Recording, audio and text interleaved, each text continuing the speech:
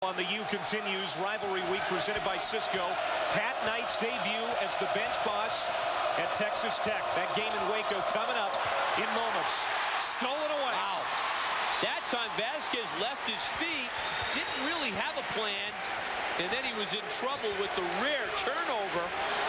BC a chance to close this gap even further. Look at that move by Rice, trying to get around Vasquez. Vasquez recovers, long three. Right, oh, baby, the middle. Money right there by Tyrese Rice. His second straight three, and just like that, it's a one-point game.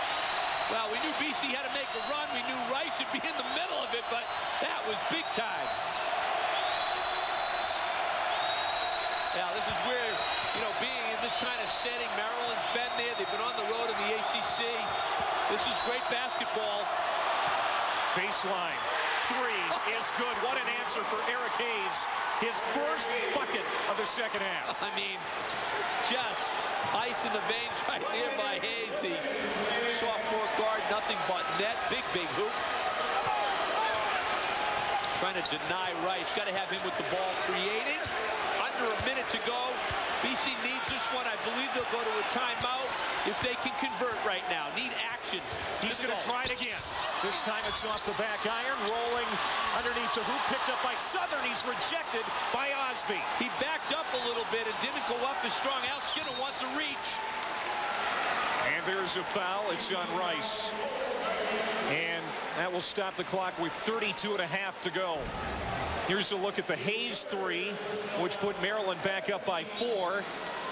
And Rice's three moments ago as well. Wow. Did some great shooting, the three-point shooting tonight.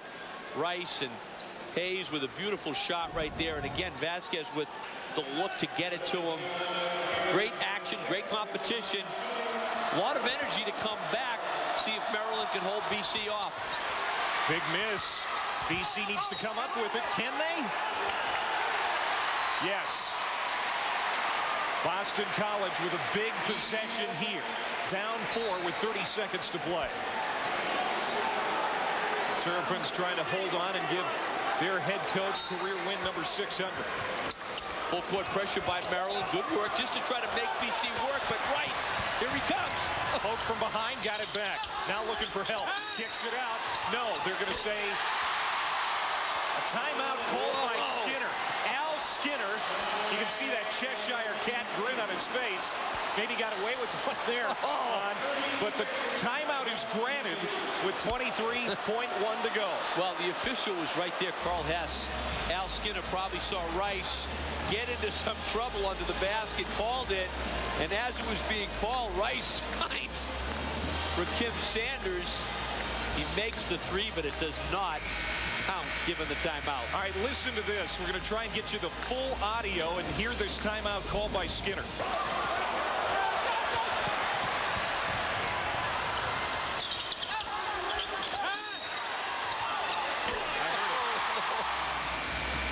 Oh, baby.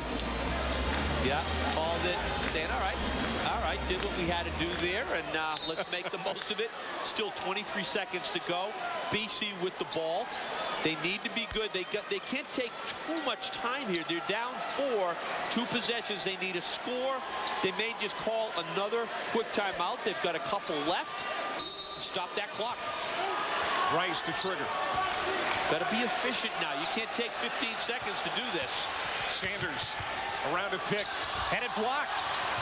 Got it back. Landon Milborn got a piece of it. Sanders for 3, it's short. Underneath Raji, the putback rolls off. Gist a huge rebound. And Maryland has a chance to ice this at the other end of the floor. Nice job of denying Rice, not letting him get the ball.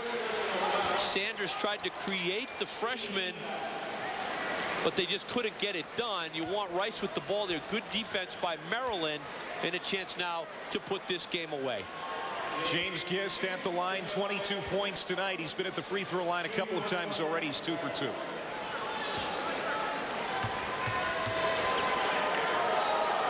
Maryland trying to win its 9th game out of the last 11 contests.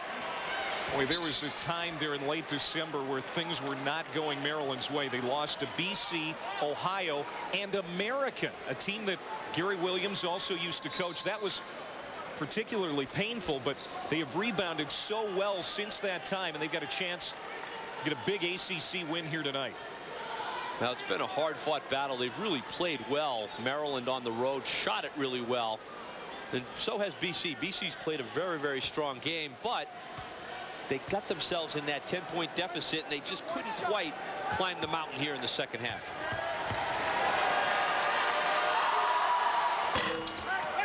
BC's got to hurry. Southern took a little time. Here comes Rice. 2 seconds on the clock. A three, no. And Maryland gets the win. 70-65 and career win number 600 for Gary Williams. Very impressive. Did it in a place, BC, where he coached in the early to mid 80s. Hard-fought battle, ACC style. A lot of credit and congratulations to Gary Williams. Hard-fought victory for Maryland. I'll tell you what, it was a fun game to watch tonight. It really was. Good offense, a lot of good action. We saw the shooting, the good defense, and some block shots. It really was a fun game. Once again, our final score, Maryland 70, Boston College 65. For Ron Perry and our entire ESPNU crew, I'm Clay Matvick. Rivalry Week, presented by Cisco, continues next as Texas Tech travels to Baylor. Pat Knight's debut. For more information, log on to ESPNU.com. The proceeding has been an exclusive presentation of ESPN, the worldwide leader in sports. So long from Boston. Hi, everybody. Welcome to the Sports Center U studios, along with Drew Barry.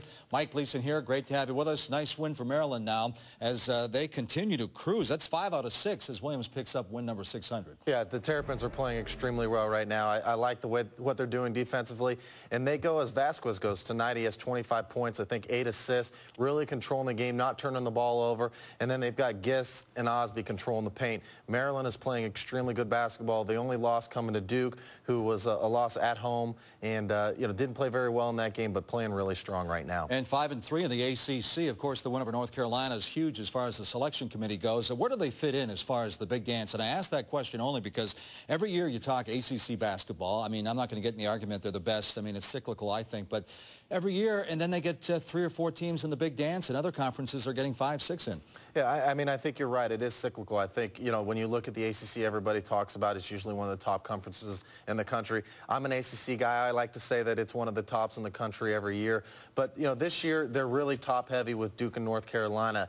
3 through 7 isn't as strong as it normally is. Maryland is making a case for a strong 3, and they've been playing really well. But the other teams are really struggling.